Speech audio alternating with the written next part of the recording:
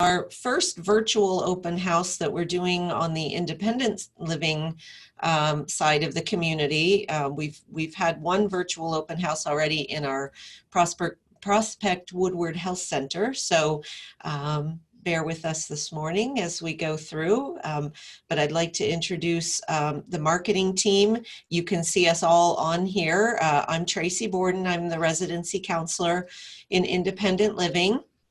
Judy Francine is our marketing director, and we have Joy Peterson, who is our outreach coordinator, and she's everywhere, but she works a lot with the assisted living and memory care side of things. And then Kim DePonde is our marketing and move-in coordinator, and so she is very busy, and but she's a person that would work closely with folks who were deciding to move forward and move into the community. So we feel like it's good to have faces with names. So, and we do want to just point out to you as we go through this, a lot of these photos, most of them in fact, were taken pre-COVID-19. So we just want to assure you that we are practicing safe social distancing. We're wearing masks, but it does not appear that way in the photos. These are from an earlier time. So, and hopefully will look more familiar as we move into the future. All right.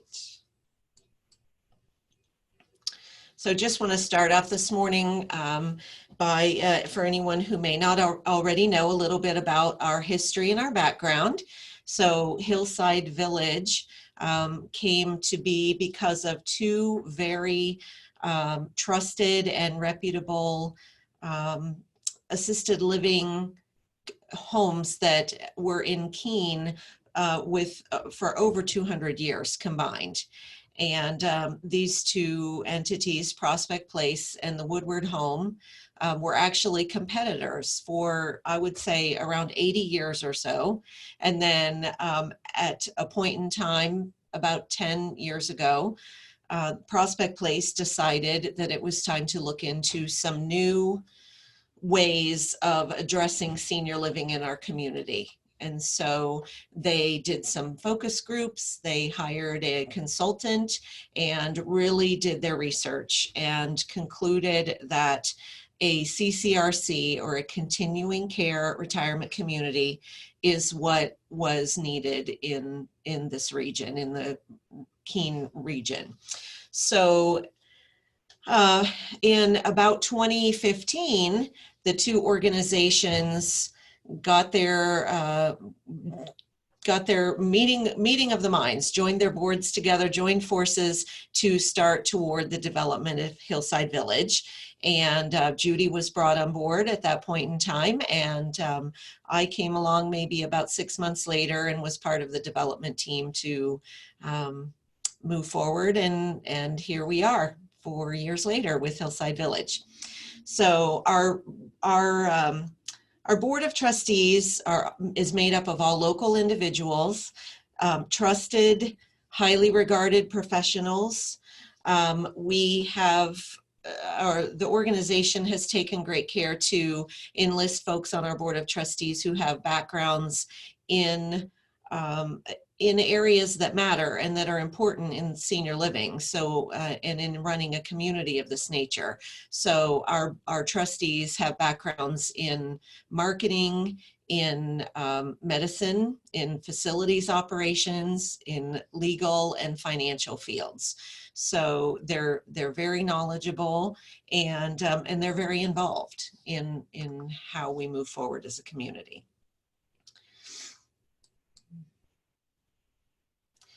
So I don't see anything on this slide. I don't see any words, so I'm not sure why that is.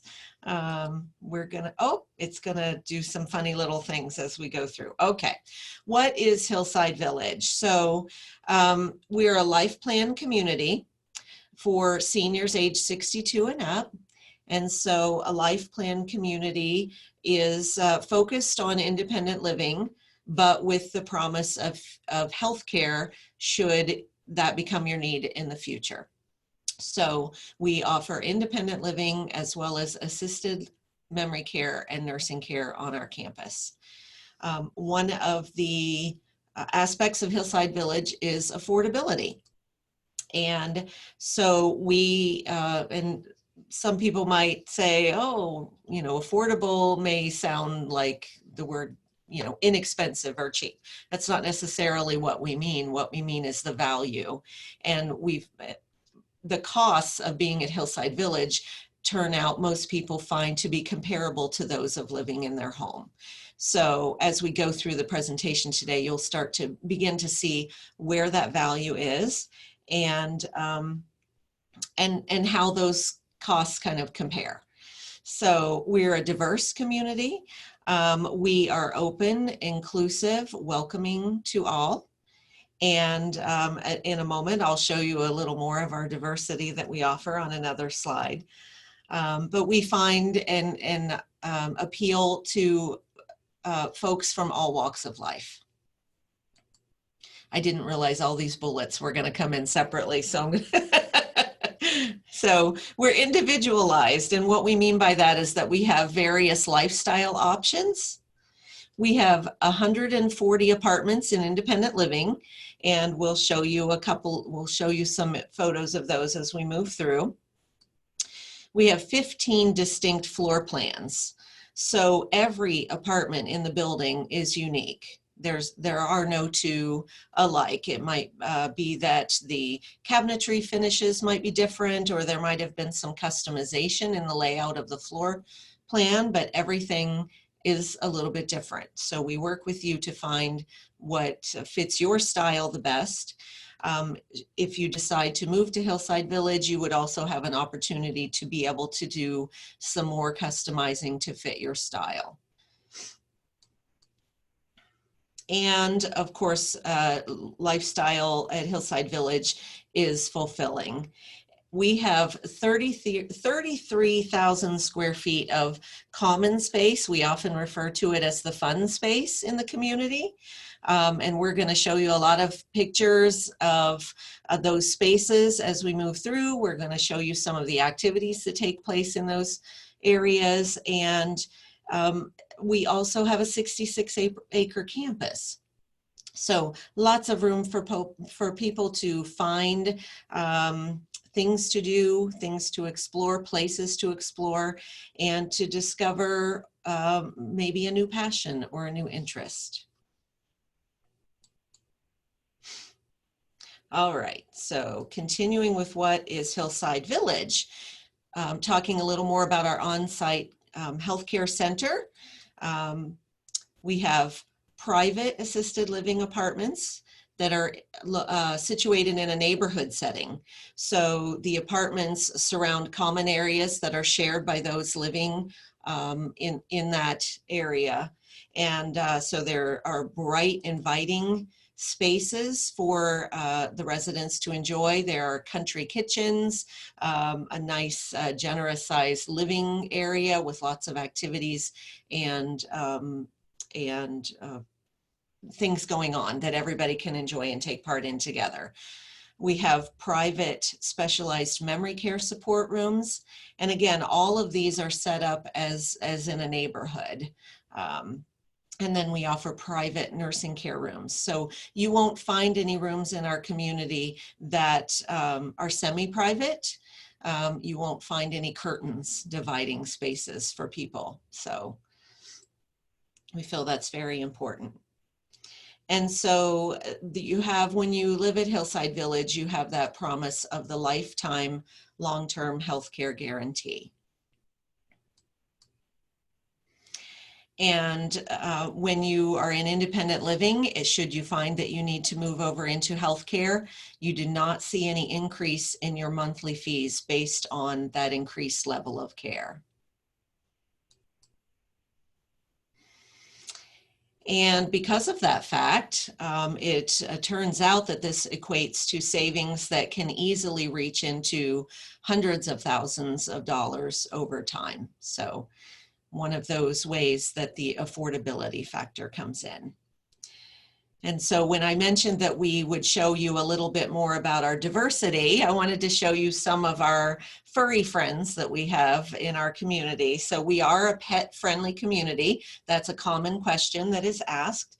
We currently have about a dozen or so dogs living in the community, and you see some of them here. Some of these photos are of actual pets living in our community, and others are examples of the type of pets that we do allow.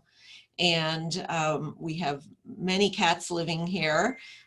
We have one of the nice things that we've been able to offer because of the space on our campus is that we have a designated area where folks can take their dogs and allow them to be off leash.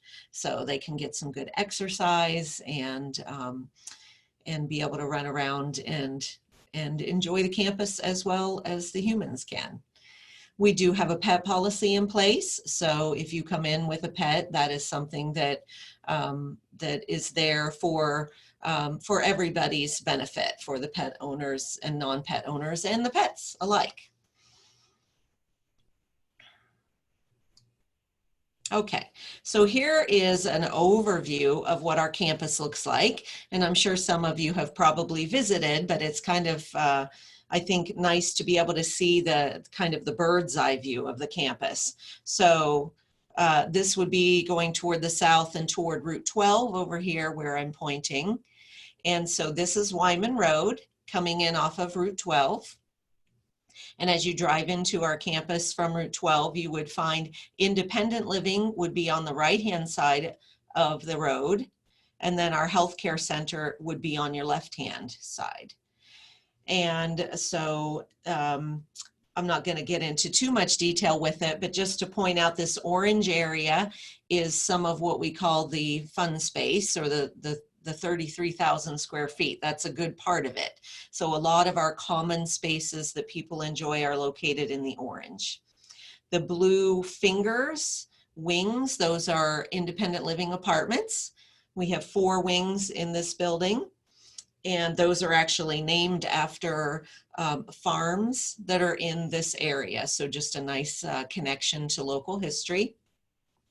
And then down here to the right in the purple, this is the Woodside apartment building. And that is also independent living. So 24 out of the 140 apartments are located in the Woodside building. And that's just another option. There are garages, individual garages for people who live in Woodside. And they do have a common space in there, a great room, which we'll show you some images of in a few moments. And there is this long little connector here is actually the way you travel between from Woodside into the community center.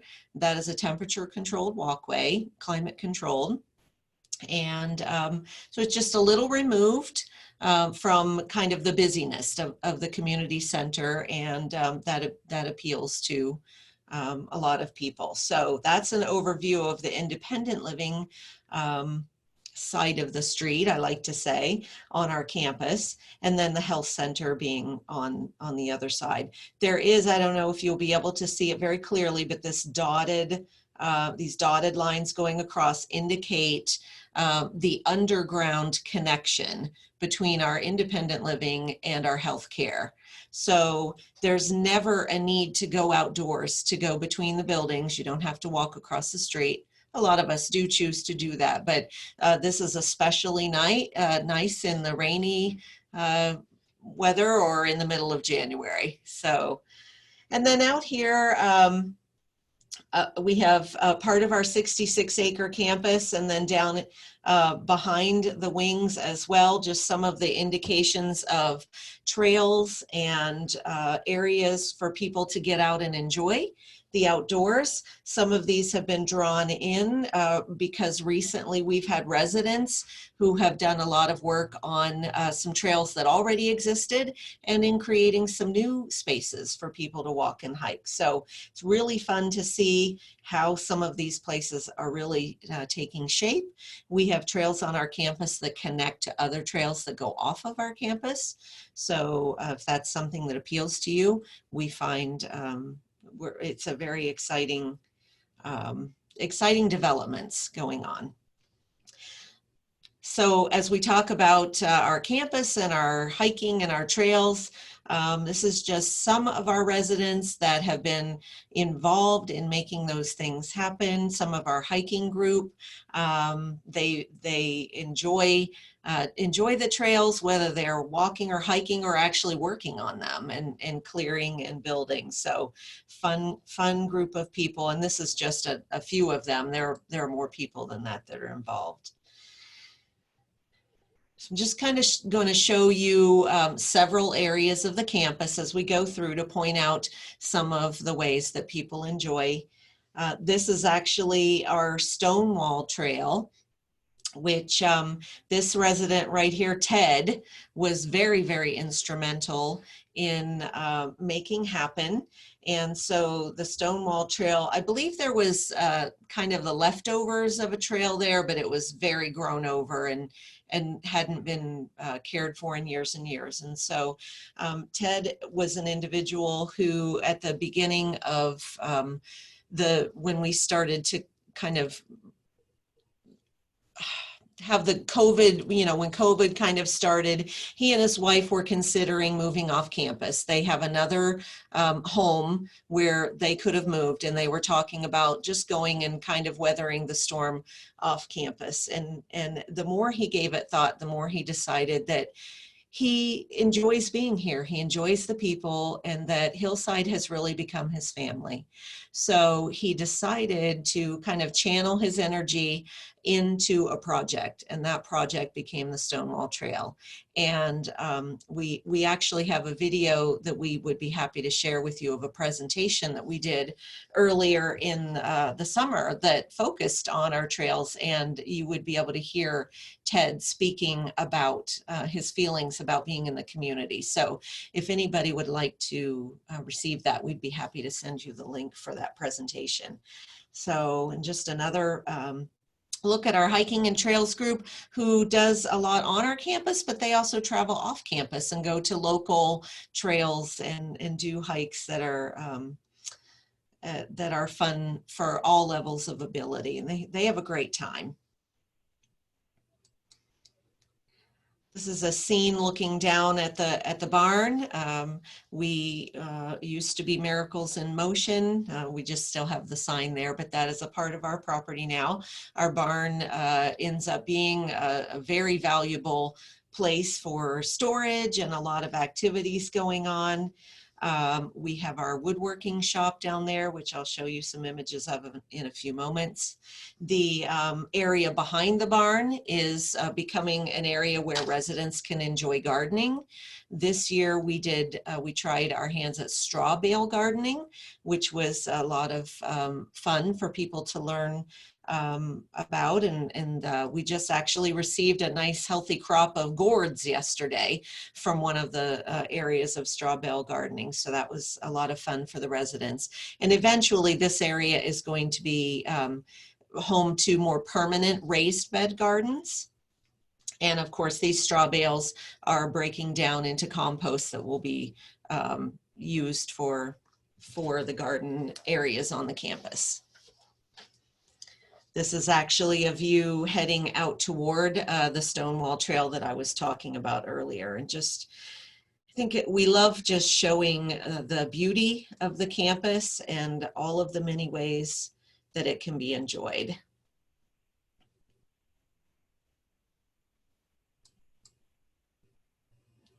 This is actually along the Stonewall Trail. There's actually a beautiful vista of Mount Monadnock. This is the location where the picnic table was at earlier. The residents decided that that would be a really good spot if they wanted to just sit and rest or enjoy a picnic. And we love showing the different areas where bird houses and bird feeders have been installed by residents. We have a number of residents on our campus who are avid bird watchers and birders, and have really enjoyed cataloging. I know over the summer there was they were keeping track of all the different birds visiting the campus, and it was really fun and exciting to learn about all of that. So A lot of enjoyment to be had. This photo was actually taken last fall, so we're not quite to this point yet, but I did want to throw in a few fall images. So this is down in the meadow, looking back toward the barn, and I just thought it was really pretty. And here are some examples of some of our birds and some of the bird houses that the woodworking group has contributed to the community. So we have a number of these located throughout the campus. Oh, and the trail markers as well, they've been doing. So in the meadow, you saw on the campus map out behind the independent living apartments, creates beautiful scenery, but it's also easily accessible down a path and across the Black Brook. And once you get down into the meadow, there is a flat loop path that's 1/4 mile long, and plenty of seating along the way for resting. A lot of the bird houses are down in the meadow. There's a pavilion down there as well, so there's ways to get out of the sun. And this is a very popular path for residents to walk on. And it's also the home of a future pollinator garden. We had some of our residents actually pursued and were awarded a grant by the Cheshire County Conservation Group. And so I believe next year in the spring, they'll be starting work on the pollinator garden that will be somewhere down here in the midst of this meadow. So that was a fun development, and we're excited to see what the pollinators will bring, pollinator plants will bring onto the campus. And just showing some of our residents enjoying the meadow earlier. There was a celebration held earlier in the summer down in the meadow. So as far as fun space indoors, this is our greenhouse. And this is one of my personal favorite areas in the building. I just always, immediately when I walk in, just have a sense of calm and just love being in there. The images that we've taken here don't reflect that there's actually now along this wall going around the room, a couple of our residents actually built a custom plant shelf that is installed. It's a permanent installation, and so it's kind of replaced tables and other plant stands, and it's beautiful. It's really nice, and it's really enhanced the greenhouse, and just it's a really, really nice space. You can go in and sit and read a book, enjoy a cup of tea. I think there's a teapot in the greenhouse, so it's a really lovely space. It will start to be a much fuller space here as we start to head into the colder months. People can bring their plants from their balconies down to overwinter, and there are folks that go in there and look after the plants and take care of them regularly. It's really, really lovely. Our fitness center is a very, very popular area. We have wonderful fitness instructors. We have Gretchen. This is Gretchen right up in the front here. And I think on this particular day, she was leading a boot camp. So she was putting them through their paces on this day, I will tell you, but they were having a great time. And Gretchen is a firecracker, and people love her. And actually, I think it's important to note that Hillside Village has a YouTube channel. And so if that's something that interests you, we have lots and lots of videos that we're always adding to on our YouTube channel. And Gretchen has about a half a dozen or so fitness videos that she created over the past few months during the pandemic that we posted on our website so that people could participate from their homes. So those are public videos, and anybody's welcome to go on and see how awesome Gretchen's fitness classes are. So we have 2 different rooms in our fitness center. We have a group wellness room where the classes are offered, and then we have a fitness room that has equipment. This is all hydraulic equipment that there are no weights. This is all your body weight. Is Judy, you might be able to explain that more clearly as to the type of equipment. Yeah, so it's called Kaiser equipment, and it's designed specifically for seniors. So instead of having to get up and take the weight off and then put it on the bell or whatever it is, you click a button like this, and it either increases or decreases the pressure that you're using to either push your legs out or lift up, whatever that might be. Thank you. You're welcome. And I might also just note too, during the last few months, we weren't using the fitness rooms for a period of time, and so, but that our fitness classes didn't stop.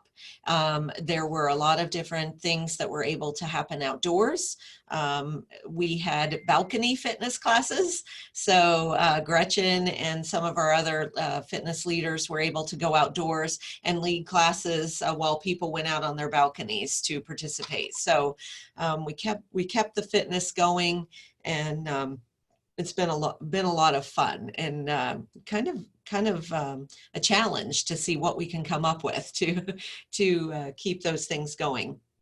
We have a swimming pool. We do aquatics classes, or people can just come and do their own fitness in the pool. And there's Gretchen again. She's everywhere. But the pool is a really important part of the community that a lot of people enjoy very much. The woodworking shop that I mentioned earlier is in the barn. And to me, this is one of, I guess, one of our most impressive things from the standpoint that this is almost entirely resident driven. We had a group of woodworkers that started banding together before the community even opened, and they shared that common interest, and they started talking about ways that they wanted to get together and have a space that they could all utilize and do projects. And so they they're just a great group of folks that have really been very ambitious and worked very hard to bring this awesome woodworking shop into being. And I think it's really neat that we've been able to take advantage of the existing structure of the barn and the stalls, and kind of use those spaces to create the woodworking shop. So I just want to chime in, and they have done some wonderful projects for us, from picnic tables to birdhouses to the shelving in the greenhouse. They see something that they want to have happen, and they make it happen. So it's really a fun group of people to be around. We had a quick question before we go to the library. Absolutely, sure. The pool hours and how the pool works. I know during COVID, after COVID, all that changes, but I didn't want that to get slipped away. Thank you. Yeah. So the pool hours are, I believe, 7 a.m. to 8 p.m. And a family can use it, or a group of 2 people can use it simultaneously. When we have exercise classes, I believe there's 8 people allowed in the pool currently, because they can social distance and keep their 6 feet away from each other. But all of these, those restrictions are still in place, but we're starting to enter phase 3 of opening. So those things are going to start expanding a little bit at a time. So right now we allow 2 people on campus to visit. Those visits are going to, I think, come indoors next week. So yeah, it's really exciting. So we're hopefully optimistic. We've been very blessed that none of our folks here have come down with the virus, and we're just being, very cautious in the reopening of the community. So, thank you. So this is our library, and so in addition to being a library, I think it's a really multi-purpose space. We find people doing just as Ernie and Dennis are doing here, reading a book or the newspaper, or other things that, you know, again, I hate to keep saying, you know, except for the last few months. But you know, puzzles, there are always puzzles going. There are always people in there working puzzles. We have a knitting group that met regularly in the library space, and it was great fun to go past and see them enjoying each other's company and knitting. I believe they were knitting for others, so they were doing projects that would benefit other people. So what we've done now, we've kind of expanded the space into the Performing Arts Center, which is our largest gathering space. And so we have the knitting group now meeting in there, and several of them can meet simultaneously because the space is big enough for them to be, you know, far enough away from each other. And the book discussion group, things like that as well. Mm-hmm. So this is the art studio. And this was a group of ladies that was pretty actively pursuing, I think, watercolor classes.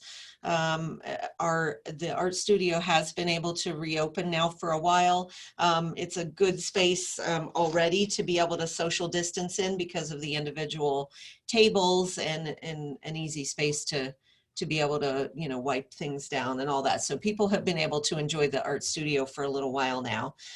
It's a nice, light, bright, fun space.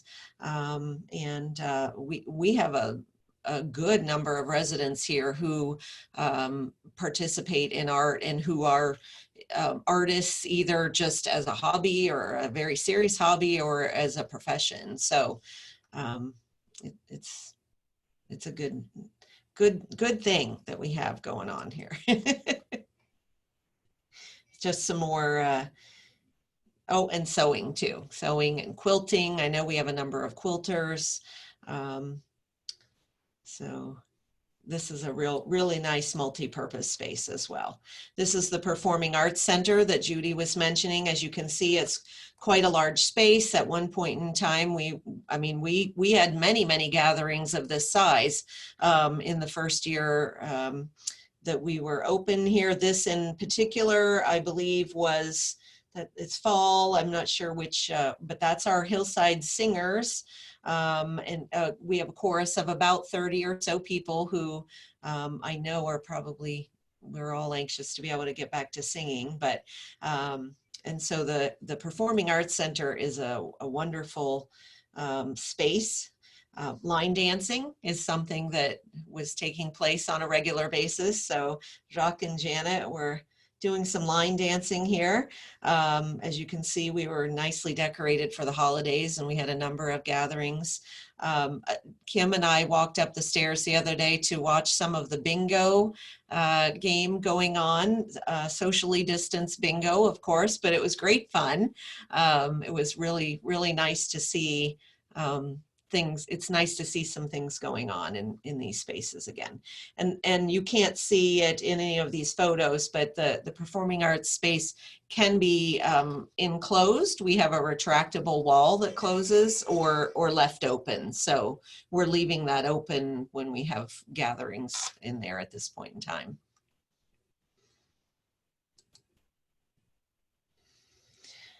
So we just wanted to point out and mention that we have, you know, we've already talked about the residents being very active and involved, and we have a resident advisory council, and this group has their own bylaws and they work very closely. This is Jolynn Witten over here. She's our executive director. And they work very closely with her as well as the other directors in the community. And the Resident Advisory Council oversees all of the subcommittees. And these committees are all working very closely with us. I know in marketing, we have a committee that we work with closely for advice and for help with projects. They work with facilities, with food and beverage.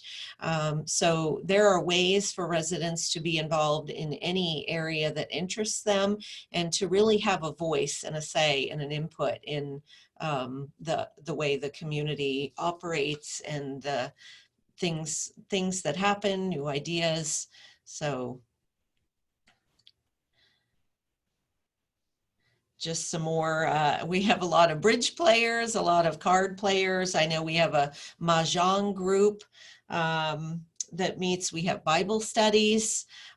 We've mentioned our chorus. We have a writers group. We've actually seen some of the things that people in the writers group have published in our newsletter here on campus.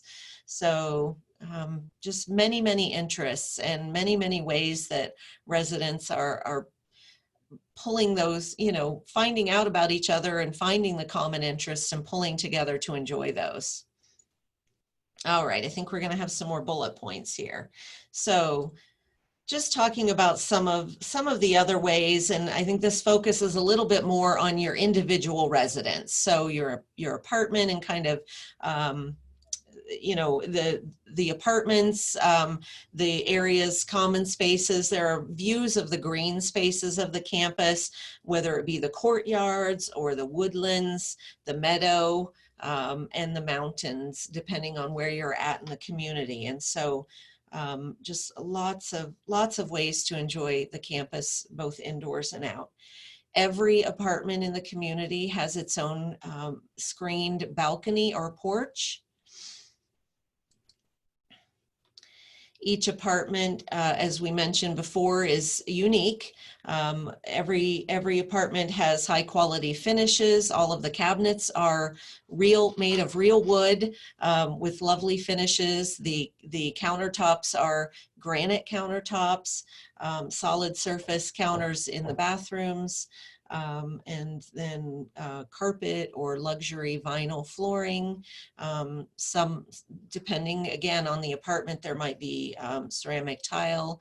So each apartment has its own heating and cooling system, and you control that in your apartment. Nobody else is turning the heat up or down on you in the middle of the night, or that is all you, and that is part of your monthly fees that you're paying. That doesn't change.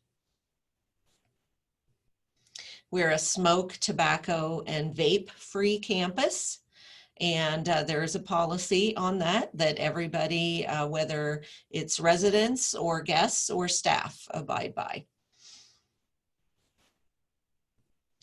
We have 24-hour security. We actually have human security on campus 24 hours a day, and emergency response. Each apartment has, in the bathroom, you have the emergency, you may have seen before, the pull cords, that if you need to pull those for any reason.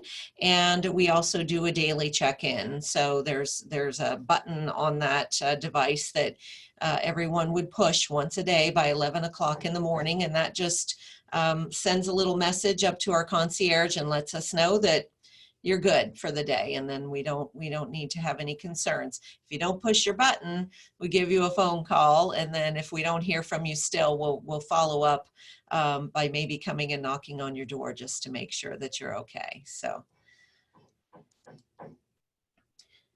and of course, usually everybody's favorite is the chef prepared restaurant style dining. Now, of course, right now we're not doing the restaurant style part unless you consider takeout restaurant style. So all meals are being delivered right now and have been delivered almost since the beginning of the pandemic. And we can't say enough in one presentation about the quality and the variety and how wonderful our food and beverage staff is, and just what comes out of that kitchen. I don't know. It's amazing. The food's really good here, and it's hot and it's fresh, and we have an amazing diverse menu, and that hasn't suffered at all through these last few months. People can still pick up the menu and order whatever they want, and that's what they're going to get. And we're tooting our horn a little bit this week because we just had the health inspector was here, and Hillside Village received a 100% perfect rating for our food and beverage and dining operations. So we just are giving big kudos to our dining staff for that. And I just This- want to chime in too, because Yes. Mhm. I've worked in many of these communities and I've never experienced food like we have here. Mhm. And during the throes of COVID-19, I've heard other retirement communities had lessened their choices, maybe dropped it down to 2 or 3. And if anything, we enhanced ours so that it was even more special. So I'm always happy to work with them. Right. So I'm just going to show you a few photos right now. As I said, none of our dining venues are actually open for restaurant style dining at the moment. But this is our Birch's dining room. This is our main dining room where most people come down for dinner to this space, and would usually, be the main meal for a lot of folks each day. And so meals is always a big question here. So the way it works is you get 1 meal a day included in your monthly service fee, and that it's equal to the number of days in the month. So if there are 30 days in the month, you have 30 meals for that month, and you can use those in any way you like. So you don't have to use them one day at a time. You can bunch them up. If you're going away, you might use 2 or 3 in a day. You might bring a guest in and use a meal credit for those. This shows you a little bit of a hint at some of the items that are offered on our Birch's menu and some of our staff. And that might be a posed photo there, but that's really how they look pretty much all the time. They're fun, and they enjoy their jobs here, and they enjoy the folks that they serve on a daily basis. And I just want to chime in again too, in that when you were looking at that menu, the right-hand side of the menu changes daily. And the left-hand side of the menu, which you couldn't see, stays the same for 7 days and offers 5 different options. So you would be hard pressed to not find something that you don't like. And there's always a vegan option. Mm-hmm. Right.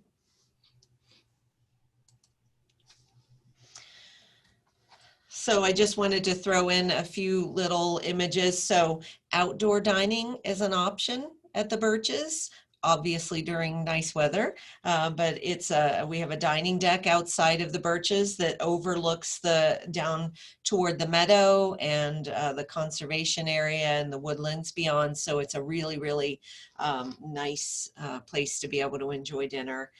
This is an image of one of our special we do a lot of special events, whether it be for a holiday. I know Food and Beverage enjoys mixing it up a little bit every now and then. So we had some really great party celebration type of events last year. So I think this was a sushi station here. And then this was, I think, Thanksgiving dinner last year. So, which was a family style event. And I just love the looks on the faces. They look like they were having a great time.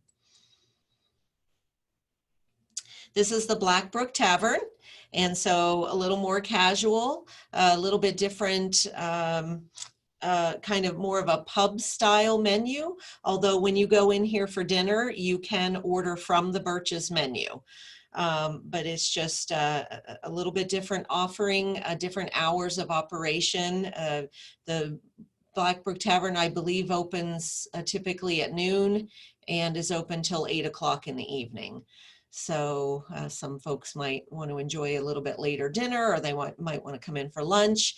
One of the fun things that has happened is during everything being closed down, we took the opportunity as a community to make some enhancements in the Blackbrook Tavern.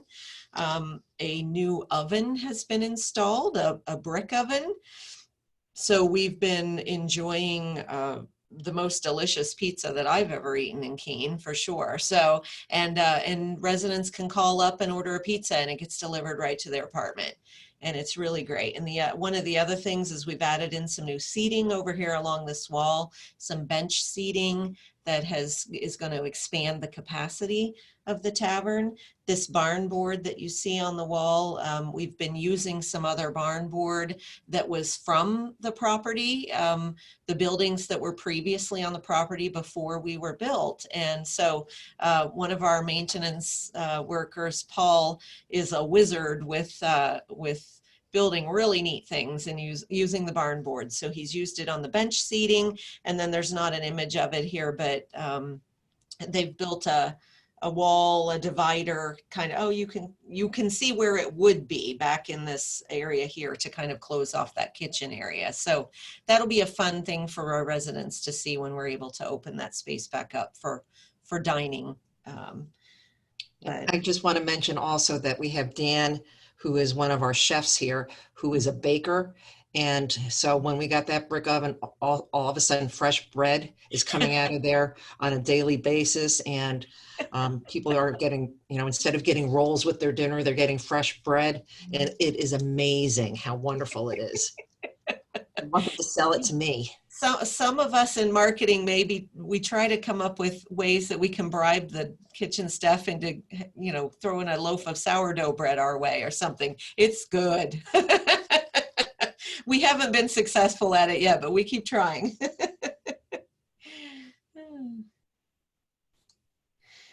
And this is the Thrive Bistro. So this is our third dining venue that we have here at Hillside. And so the Thrive Bistro is more of a grab and go type of a cafe, maybe deli you might think of a little bit. This is Marlene, and she makes the best turkey sandwiches ever. And so, but there's also, you can see this is kind of a wider shot of it. So you can go to Thrive early in the morning, 7 or 7:30, I believe they're open by, and you can get coffee. We actually have our own blend of coffee here at Hillside, that Prime Roast Coffee, which is a local roaster made just for us. So that's kind of fun. And you can get a muffin or a breakfast sandwich. We have a grocery case. We've actually, during the pandemic, really expanded our grocery offerings. That's something that people have really enjoyed, is that they can call up Thrive and order groceries and have groceries delivered to their apartment. And should have taken a picture of our staging area for that, because that's kind of interesting. But otherwise, you might, if we are open, you might at any time of the day walk by and see a group of friends gathered here for coffee or lunch. And it's just a fun, really fun space. And I'm just going to add to that too, how local, all of the purchasing, we try to do everything as local as possible, from vegetables to meat to seafood. We try to keep it, support local, and they do a fantastic job at it. Okay, switching gears for space a little bit, I just wanted to show you. So this is the great room, and this is in the Woodside apartment building. So, and it is just this really awesome, great room with a fireplace, a nice gathering room for the residents over there. Anyone in the community can use this space, and all of the common spaces in the community can be reserved through the concierge. So if you wanted to have a gathering in here, I know some of the Woodside residents were getting together regularly for maybe like a wine and cheese, gathering once a month, or I think the poker group might have been playing poker there, and the Mahjong group, and I think maybe the Trails Committee was meeting in there as well. So it's a really, really cool space over at Woodside Apartments. And this is just a couple other views of that space. And then this is an example of one of the apartments in Woodside. This is an actual residence apartment. So we love her apartment, and we love her taste. We love showing these pictures.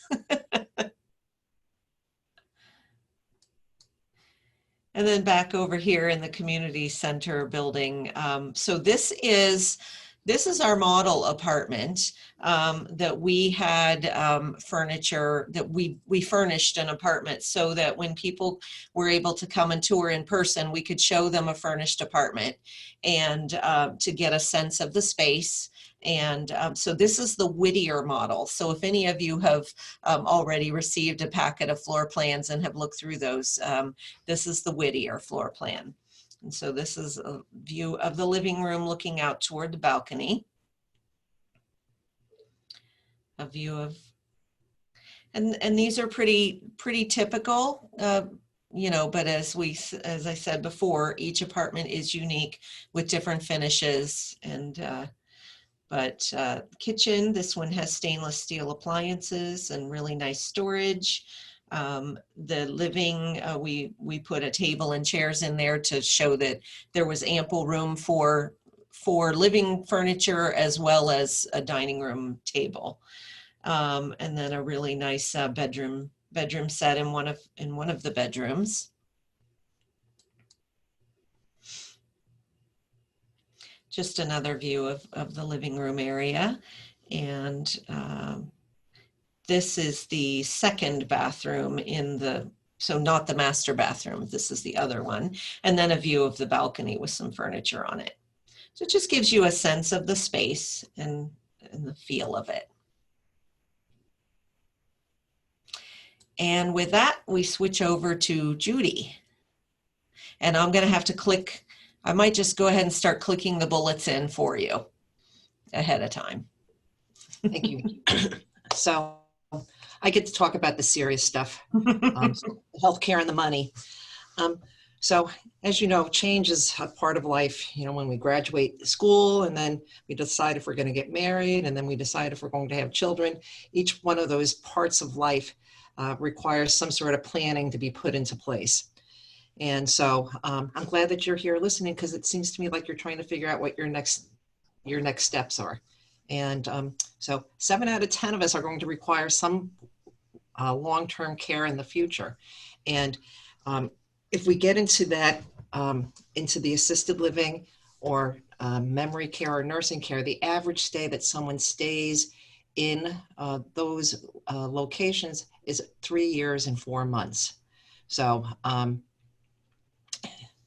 most of the long-term care needs rely exclusively on family or friends for assistance. So if you have a loved one that needs assistance, I know, for example, my mom needed some help, and there were 5 girls and 1 boy, and we would rotate. We would rotate weekends going down and staying with her, because she would have 24-hour care in her apartment, but could not be by herself towards the end. So on weekends we would go, because we couldn't find anybody to come and stay with her on weekends. And it's very sobering when you're trying to help a parent and you start having to provide personal care for them. So it's a very tough position to be put into. And when you rely on those people to come and provide those services, some people have to quit their jobs in order to make that happen. So there are lost wages and benefits. They're not able to put into their retirement plan.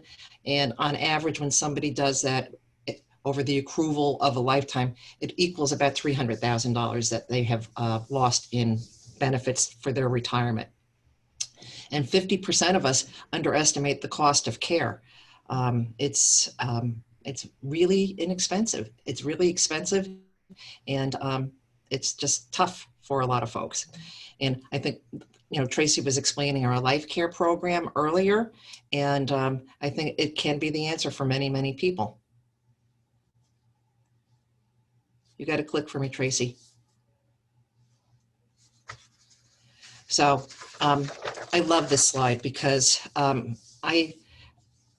we all know these people that in our lives, the people that will react to a situation and then figure it out, or the people that will do the homework, do the research, and, you know, take the bull by the horns.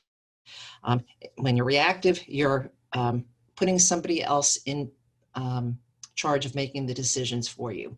So, you know, if you have that stroke and it's debilitating and you're by yourself, your child is going to be making those decisions for you to help you figure out where the next steps are. So I think being proactive is important so that you stay in total control of those decisions for yourself.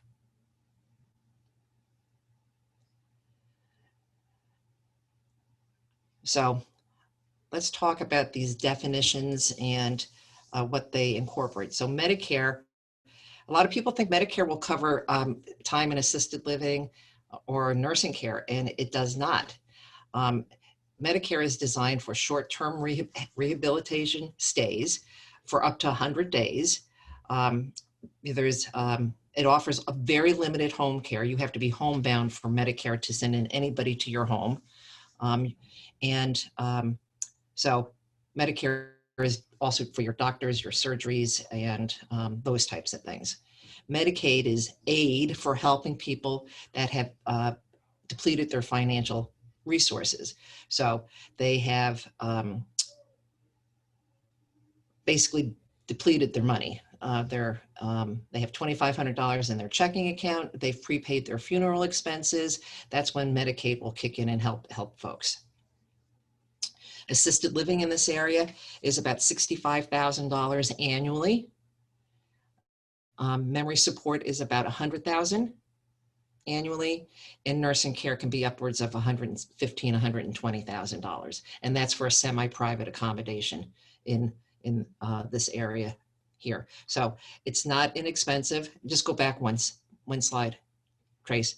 So when I first entered this industry, couple decades ago, I'll just leave it at that way, it was $80 a day for nursing care.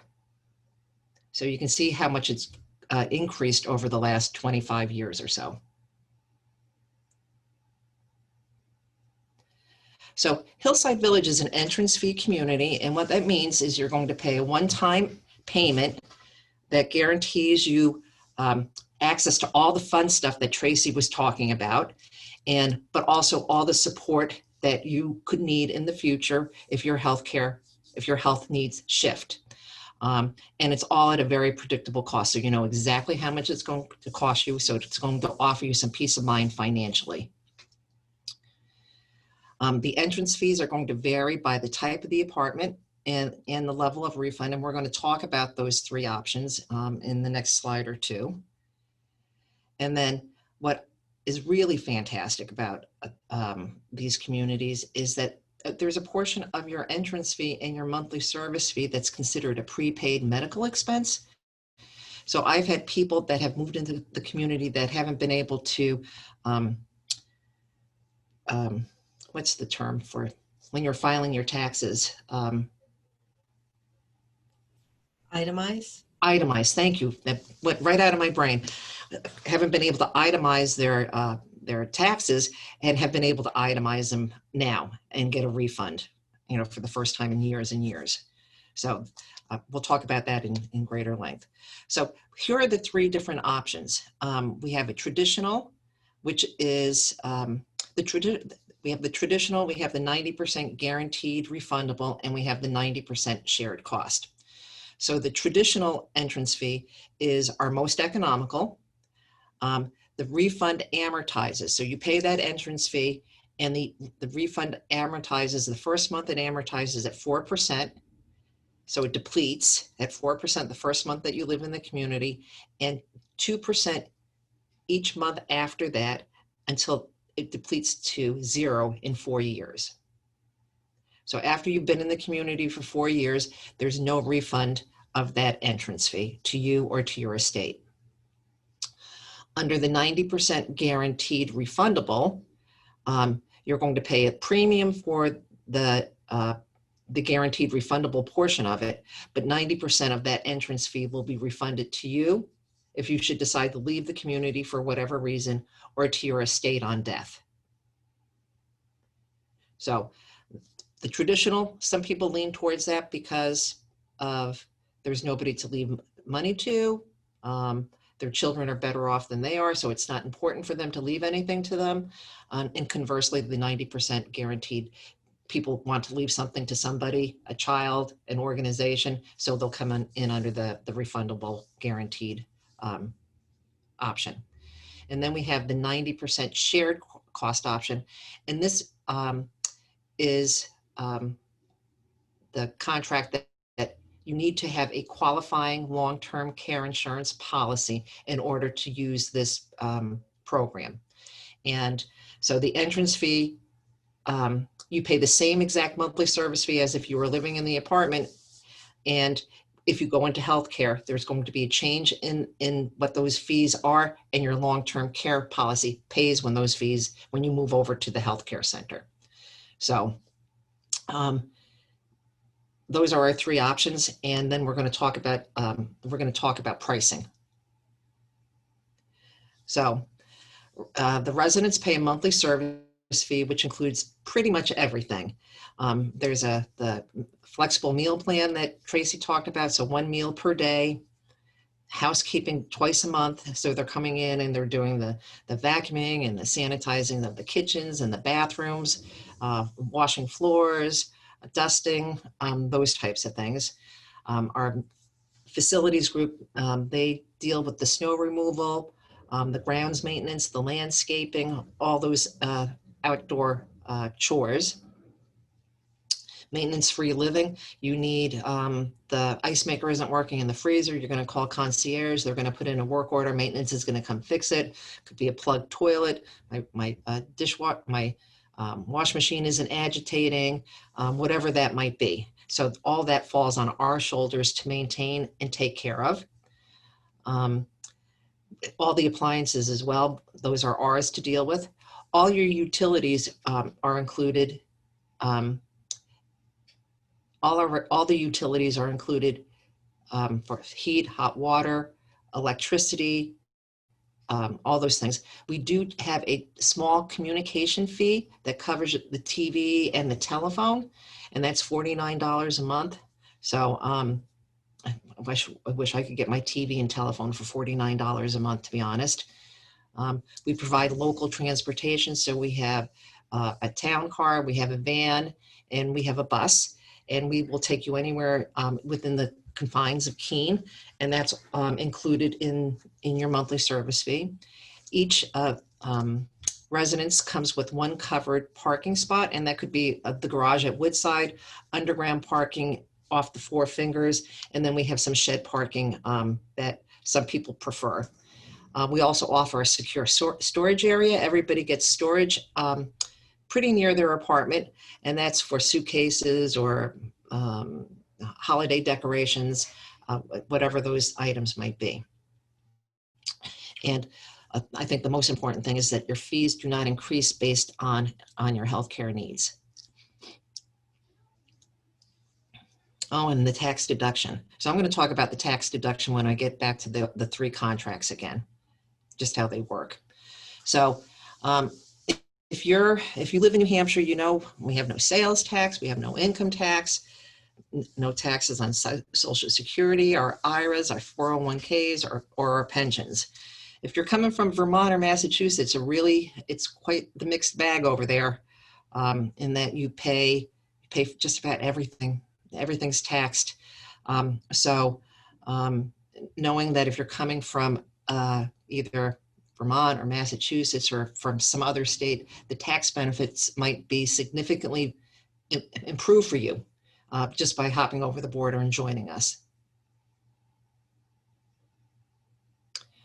So this is the low end of our pricing. So this is the traditional pricing that we're showing here. If we tried to put the grid up that showed everything, it would be so confusing to you. So we'll just talk about these in general, and then if you want specific information or pricing on a typical unit under a different program, we can talk about that. That's one of the things that we want you to do, is reach out to either Tracy or myself, and then we can have those one-on-one conversations about your individual situation, because everybody's is a little different. So the Lafayette floor plan, that starting entrance fee is $202,000, and they would vary. If you've received our brochure, you'll know that there is a range of prices, and those range of prices will vary depending on the location of the building you're in, as well as finishes. So, so it starts at $202,000. If you're coming with a second person, depending on which program you're coming in under, you're going to either pay $24,000 or $34,000 for the second person, which is that line all the way at the very bottom of the page. So if you're bringing your spouse, whoops.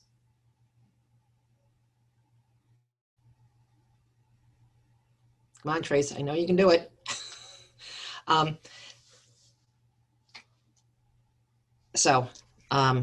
It's the $24,000 to $34,000 for the second person.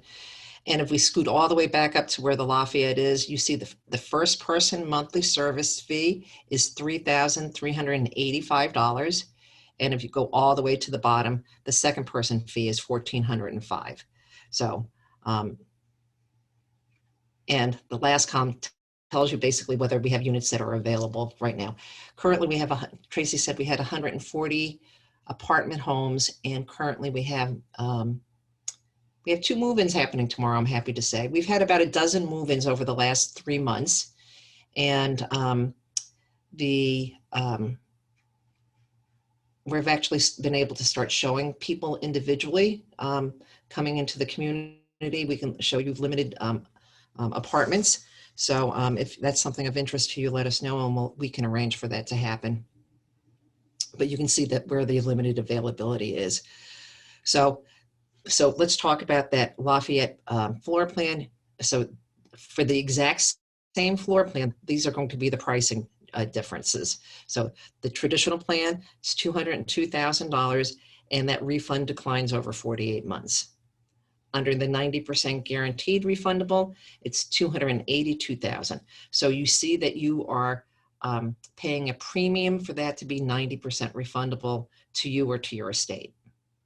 And then if you look at the shared cost, we're recognizing that you're coming in with your own long-term care insurance policy. So there's a reduction in that initial entrance fee so that you'll rely on your long-term care policy when you transition into our assisted living or into our memory care or nursing care. That'll pay the difference. So we have Pioneer benefits still intact. COVID-19 has extended those. Our new contracts are at the New Hampshire Department of Insurance, which has to approve all of our contracts. And guess what? There's not a whole lot of people that are working, and then there's a hiring freeze. So the people that review the contracts, it's taking longer. We expected to have them. Probably 2 or 3 months ago. So some of the Pioneer benefits are, well, the existing pricing, but the room service, we provide room service. Well, right now we're providing room service for every single meal. But after COVID-19 lifts, there would be a small charge for that. So, but room service is included up to 25% of your meals. Covered parking is guaranteed under the Pioneer benefits. And probably the most significant benefit is the health center meals are included. So when you go to the health center on a temporary or a permanent basis, 3 meals a day are included. I don't know what our fee will be, but in other communities, it's upwards, when you have to pay for those 2 additional meals, it's about $17 or $18 a day more. So that's a pretty significant benefit when you do that times 30 and times 365. Let me do that math right now. 17 times 365. So that's an extra $6,000 a year. So that's a pretty significant benefit in my mind.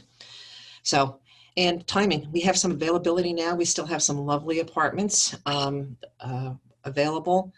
You saw that several of our floor plans are already sold out. And just from a perspective, some people say, I'm not ready to do this. don't wait until you're ready to do it because of a health reason, because that's when it gets a little tougher for us. Certain diagnoses, we will not allow you to live in independent living. So that's something to take into consideration. And flexibility right now, we were very flexible with when COVID-19 hit. We had a bunch of folks that were gearing up to move in, and they got really nervous. They wanted to see how we were going to do through the pandemic. I don't want to pat myself on the back because I think that'll jinx us, but we've done really well. And people saw that we were doing what we were supposed to do to keep people safe, and they started to move in when everybody started to breathe. I think it took about 60 days for everybody to start breathing again, to be honest. So we have some flexibility when people are moving in. Right now, if anything, people are making the move faster. The real estate market in this area is as hot as I've ever seen it. The last 3 folks that we've had move in, 2 people didn't even put the house on the market. They mentioned something to somebody, and all of a sudden somebody picked up the phone and called them and said, "Can we look at your house before you put it on the market?" And the last 3 sales have been cash offers, no banking involved, and they wanted to be in the house within 30 or 45 days. So we've been fast tracking some people, and but conversely, if you have an unusual house and it's going to take a little bit longer to sell, we're pretty flexible in helping you get through that process. So how to join us? So meet with either Tracy or I, and we can discuss your needs and concerns. We will help you choose the best apartment style and location for you. We'll talk about the 3 contracts so that you know what's the best for you. We have some medical forms that you have to fill out. We have a financial application that we require because we want to make certain that you can afford to live here. Part of our guarantee is if you should live here and run out of money through no fault of your own, you're guaranteed to stay here for the rest of your life. And we will subsidize any of that care that is required. So that's a huge promise on our part. So we need to make sure that we're not taking folks that we don't feel can truly afford to be with us, or be that person that comes and lives to be 108 and you run out of money at 103. So we'll take care of you those last 5 years. So in order to hold the unit, we ask you to put $1,000 deposit down. That's fully refundable. Within 30 days, we ask you to put down a 10% deposit, and that just really locks in the pricing and locks in the unit. And then within 60 days, we ask that you make plans to move into the apartment. But if it takes a little bit longer than that, know that we're flexible with that as well. So we call this move paralysis, and we get it. We have helped 110 people, 20 people move into the community, and we get the stress that is attached to that. We can help you. We've got a lot of people that we rely on to assist folks going through the process. We have a lot of resources. We have a lot of tips. Tracy, Kim, and I enjoy. We have been doing this for many, many years. And so we got you covered. We've vetted a lot of these people so that you don't have to worry about them coming into your home. We have very close working relationships with moving companies and with downsizing people, people that need help deciding what to bring and what not to bring. We have those people that can help you go through that process. We have a welcome neighbors group here, which is a subcommittee of our marketing committee of residents, and they'd like to connect with you before you even move in, so that you have some people before that move actually occurs. They will help you step by step as well, things that they found helpful during their move and their transition. So they're very eager to make you feel welcome when you come into the community. So we've arrived. So this is the point in time where we can unmute, and I think Kim, as far as you know, everybody's able to unmute themselves, or maybe you need to do something, but I don't know if we had any more questions come in over the chat, or if people just want to jump in with some questions at this point. We always like to think that we answer everything, but I think maybe we just stir up more questions. And questions are good. Yeah.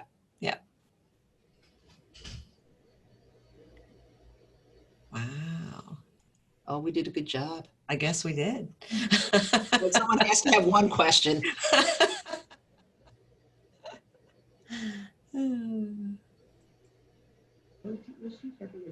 I think we might. Thank you. I think someone might be maybe. Here's a question for you. We didn't see a whole lot of mobility type stuff, walkers and wheelchairs and things like that. Is that over in the health center or what? So it varies. We consider those reasonable accommodations. So, I mean, we do have people that are here that have use canes, that use walkers. And I will say the bulk of them are over in the health center, but we have a couple of people here because of whatever their diagnosis is, use scooters to get around the building. So yeah, no, we consider those very reasonable accommodations. Right. Thank you. Yep. Okay, that answered that. I had a question regarding if one of a couple has long-term care insurance, would that be under that third plan, and then the partner who doesn't have that be more of a traditional type payment? So it depends on which way you want to come in under. But so we can do an addendum to either of those contracts so that it just takes the person with the long-term care policy, and we just add that addendum to that contract. Okay, so that person could get that benefit of having that policy. Absolutely. Okay. And one of the things that we do, we like to sit down and review those policies, because in certain circumstances, if the policy is relatively old and you haven't had an escalation rider with it, sometimes it falls short. And so you need to understand the consequences of what that looks like. Whether it's going to be some out of pocket or you're spending down that 90% refundable portion. Thank you. You're welcome.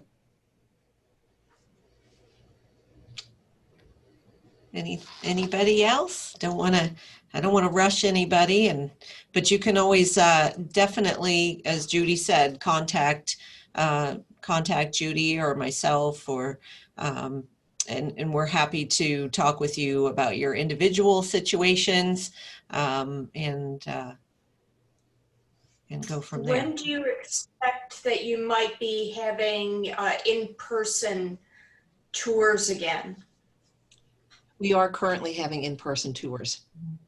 So we just do them. I mean, Okay. yeah, we're masked, and as I say to people when I'm doing the tours, I'm walking 6 feet ahead of you, which is so counterintuitive of who I am. I want to be walking beside you and chatting. Yeah. So, but yes, we are doing the tours. I would just note we would need Then those you to do be it by prearranged. I'm sorry, say that again, Diane? By appointment? Yes, please.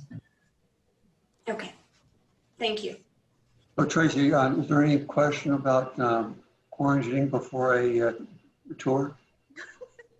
There is a question that we will ask you prior to you coming for a tour. Just asking. It's a very good point. This is a kind of a new world that we've been thrown into, and so we will be asking you ahead of time if you have traveled outside of the area, or whatever the restrictions are at the time.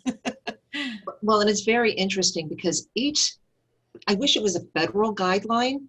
Each state has a different guideline, and it's just I had somebody that came up from what he said was, I'm coming from a white state, so we should be good to go.